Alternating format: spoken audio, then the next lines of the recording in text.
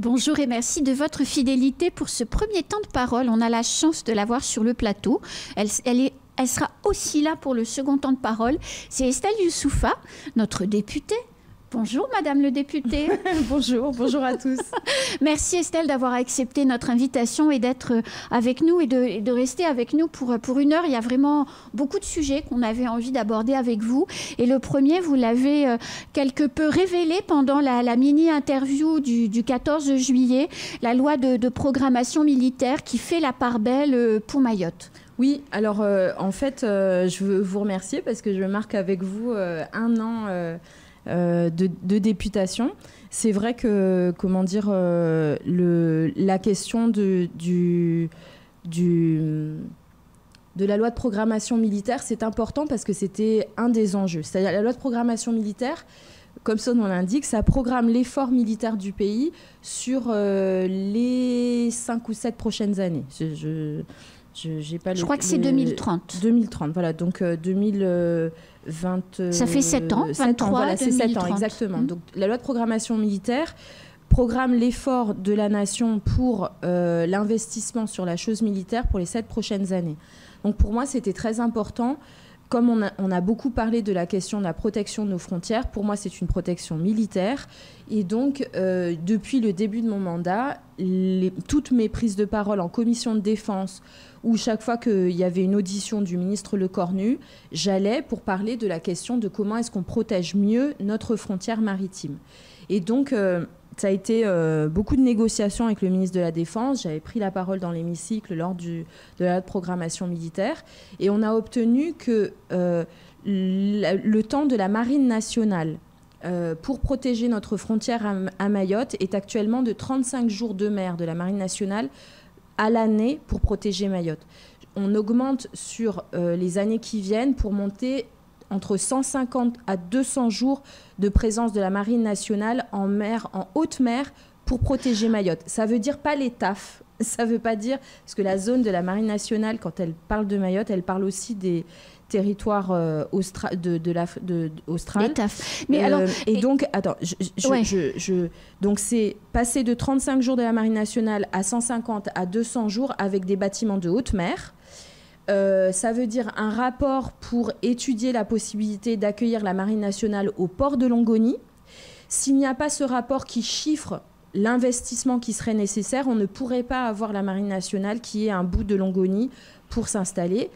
Et la troisième chose qui est importante, c'est augmenter le nombre de militaires pour Mayotte de 100 hommes supplémentaires, vraisemblablement au niveau de la Légion. Mais ça, c'est quelque chose de très important pour mieux protéger Mayotte. Moi, par une histoire de malentendu avec mon groupe parlementaire, mon vote n'a pas été pris en compte, mais ça fait un an de travail pour arriver à ça. Et pour moi, c'est important. Maintenant, il va falloir surveiller que l'État tienne son engagement. Parce que c'est inscrit maintenant dans la loi, mais il va falloir... J'ai aussi demandé un rapport pour voir les enjeux de défense pour Mayotte. Je sais qu'ici, et on a raison, on en a marre de faire des rapports, sauf que dans le travail parlementaire, si ce n'est pas inscrit, s'il n'y a pas un chiffrage précis de ce dont on a besoin, on ne peut pas demander un effort au gouvernement. Donc, ces rapports sont importants. Alors, une petite précision, Estelle Youssoufa, vous dites entre 150 et 200 jours d'un bateau de haute mer qui va protéger notre île. Protéger notre île, ça veut dire surveiller la frontière ? Oui, entre autres, ça veut dire les efforts de la Marine nationale, c'est protéger notre frontière et aussi la zone économique exclusive. Donc, c'est beaucoup plus large. D'accord. Là, tout mon travail a été de faire entendre à la représentation nationale comme au gouvernement que la protection de la frontière ne pouvait pas seulement reposer sur la gendarmerie nationale avec les intercepteurs. C'est pas sérieux. Qu'à un moment, il va falloir qu'on repense notre stratégie de défense pour protéger notre frontière avec des efforts à hauteur. C'est pour ça que dans mes rapports, j'ai expliqué longuement que la question migratoire à Mayotte, c'est l'instrumentalisation par les Comores du flux migratoire pour faire avancer leurs revendications du territoire. Ça veut dire que, comme l'Union européenne a défini les flux migratoires pouvant être instrumentalisés à des fins politiques, on doit voir la question de ce qu'il se passe à Mayotte comme une menace. Et donc, si c'est une menace, on doit être défendu. C'est considéré comme tel par l'Union européenne, c'est considéré comme tel par l'OTAN. Moi, je veux que ce soit inscrit au sein de notre livre blanc, notre défense nationale, comme une menace qui mérite une défense. Et c'est un travail qui est long. C'est pas encore inscrit au niveau du livre blanc de défense, mais c'est déjà un effort supplémentaire. Donc on arrête de dire ça va être simplement les forces intérieures qui vont protéger notre frontière. Ce sera aussi les forces de notre défense nationale. Alors Estelle Youssoufa, cette base navale qu'on attend... qu'on espère, sur laquelle on travaille. Voilà. Un rapport. Qui fait ce rapport Est-ce que vous allez y participer avec les autres parlementaires? C'est un rapport qui est écrit par le gouvernement, mais qui sera débattu en commission de défense et en commission des affaires étrangères. Moi, je fais partie de la commission des affaires étrangères. Donc, en fait, le gouvernement devra nous présenter d'ici 1 an un rapport qui évalue le coût de l'implantation, du développement d'une partie de la marine nationale au niveau de Longoni. Puisque moi, ma stratégie, elle est assez simple, elle est de dire... Le gouvernement nous dit de construire de zéro un port militaire ou une base militaire dans le Nord, c'est trop cher. On sait comment ça va aller. Donc, en fait, je dis, est-ce que vous pouvez vous mettre à côté du port commercial ou garder une partie du port, prendre une partie du port commercial, voir et examiner la possibilité. Cette possibilité, quand j'en ai discuté avec l'état-major à Paris, ils m'ont dit, oui, mais Madame Youssoufa, on ne connaît pas les coûts. Donc, il faut que je demande qu'on évalue les coûts, qu'on sache combien ça coûte, qu'il y ait une discussion avec le conseil départemental, avec Madame Nel, avec les acteurs locaux, pour dire, et que tout le monde ici prenne ses responsabilités. Ça ne sert à rien de dire il faut protéger, et puis quand il s'agit, on en parle tout le temps, du foncier ou de l'espace dédié pour cet effort-là, il n'y ait personne. Moi, je suis en discussion, par exemple, régulièrement avec la gendarmerie nationale qui cherche 8 hectares en grande terre pour installer une base en grande terre. On a obtenu des escadrons supplémentaires. On n'a pas le foncier pour construire une base pour accueillir la gendarmerie nationale en grande terre. Il y a quand même des sujets. À un moment, on ne peut pas continuer à être simplement dans le déclaratif, de nous dire « il faut, yaka, faucon », et puis quand il faut mettre les efforts, quand il faut aller au charbon, moi, je veux qu'on y aille. On va jusqu'au bout. Et puis, avec ce rapport, je pourrai avoir le temps et la parole dans l'hémicycle comme en commission avec mes collègues pour dire, voilà quelle est la menace, voilà les efforts dont Mayotte a besoin pour mieux nous protéger, pour qu'on vive en paix. Alors, protection, vivre en paix, foncier, forcément, ça me fait penser à la seconde prison, où le ministère de la Justice explique qu'il n'y a pas de foncier, qu'il n'en trouve pas et que les communes ne veulent pas lui en donner. C'est vrai, c'est pas vrai.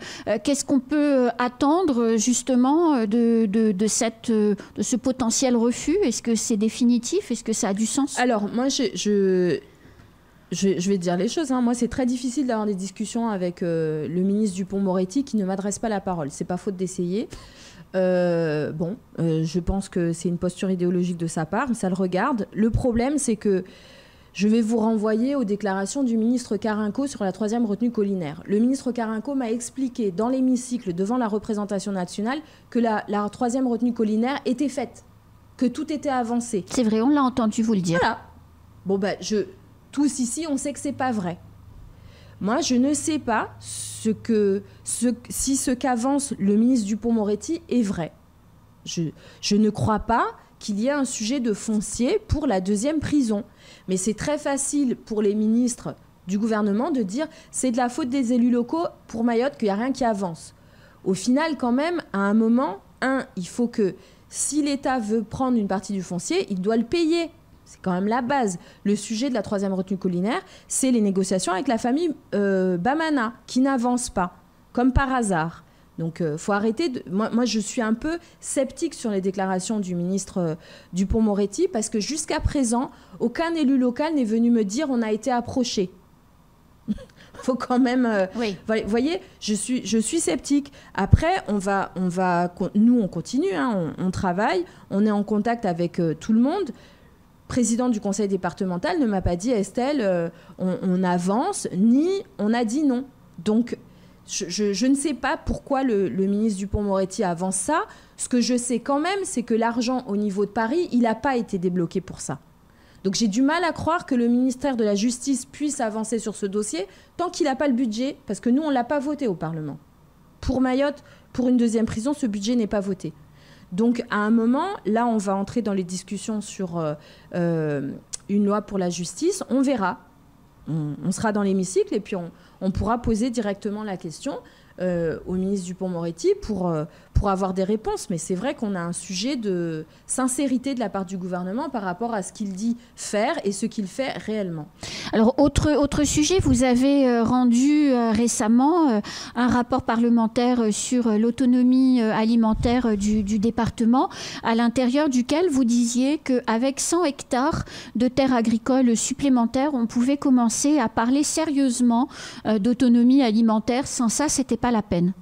On est venu et vous m'aviez accueilli avec mon collègue Marc Le Fur pour faire un rapport sur l'autonomie alimentaire.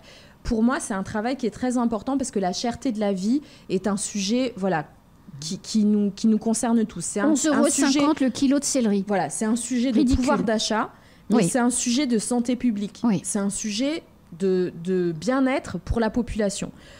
On sait tous, moi j'ai 44 ans, la qualité de notre régime alimentaire à Mayotte a baissé. On mange moins bien qu'avant. La qualité nutritionnelle, la diversité de ce qu'on a dans nos assiettes a diminué. Et ça a un impact sur notre santé. Ça nous coûte au niveau de la dépense publique parce qu'en fait, on a des problèmes d'obésité, on a des problèmes de diabète, on a des problèmes, ça a un impact sur les maladies cardiaques, sur les accidents cardiovasculaires. Au-delà du fait que manger, c'est un plaisir aussi, on mange moins bien. Et cette question, elle est très complexe parce qu'elle est tant au niveau du foncier qu'au niveau de qui travaille dans nos champs et de la violence aussi qu'on observe sur les exploitations agricoles, puisque à Mayotte, on a quand même, sur le bord de la route, une bonne partie de cette culture clandestine, cette agriculture clandestine qui est vendue. Cette agriculture clandestine, non seulement c'est des terres qui sont volées, c'est de la violence sur nos agriculteurs, bien sûr, mais c'est aussi des produits phytosanitaires qui ne sont pas contrôlés. Et on le sait, vous le rapportez régulièrement, quand la préfecture fait les contrôles, c'est des produits qui sont dangereux parce qu'il y a des engrais, des insecticides qui sont interdits. Et notamment le diméthoate. Qui sont interdits, qui sont dangereux, donc qui sont cancérigènes. Donc cette question de l'autonomie alimentaire, effectivement, on a besoin de plus de foncier. Il y a des acteurs économiques qui se sont présentés à moi. Donc on va voir, j'ai des rendez-vous tout à l'heure pour en parler. Il y a la possibilité d'améliorer ça. Mais là, on va aussi rendre le rapport de la commission d'enquête dont je suis vice-présidente, qui parle de la cherté de la vie. Et il y a encore un sujet sur l'agroalimentaire. Et là, une discussion avec les importateurs pour savoir pourquoi est-ce qu'on paye ce prix-là pour des produits. C'est quand même 12 € pour le kilo de tomates. Enfin, il y a les chiffres de la préfecture, c'est que le même panier alimentaire entre l'Hexagone et Mayotte, il est 167% plus cher. Oui. Ça, c'est la moyenne. Parce qu'on sait que sur certains produits, c'est 4, 5, 6 fois plus cher. Donc, il y a quelque chose. Nous, on ne peut pas être un territoire qui est aussi pauvre et où manger est aussi cher. Il y a quelque chose sur l'effort qu'on demande à nos agriculteurs qui sont vraiment courageux, travailleurs. Ce n'est pas le sujet de nos agriculteurs, c'est comment est-ce qu'on leur donne les conditions d'exercer leur travail dans les meilleures conditions et de pouvoir nous nourrir. On l'a vu pendant la crise du Covid, Mayotte ne peut pas continuer de dépendre des importations pour s'alimenter. Et puis, il y a l'effort du conseil départemental qu'il faut quand même souligner. Ils avancent, c'était l'Arlésienne, mais on voit qu'ils commencent à avancer vraiment pour construire une autonomie alimentaire régionale avec Madagascar, mais aussi avec le Mozambique. Et la Tanzanie. Et la Tanzanie. Il y a aussi le Kenya, qui est une zone très fertile et qui a une agriculture qui est aux normes européennes. Et donc, on voit qu'on commence à réellement réfléchir et à se dire il faut qu'on se développe.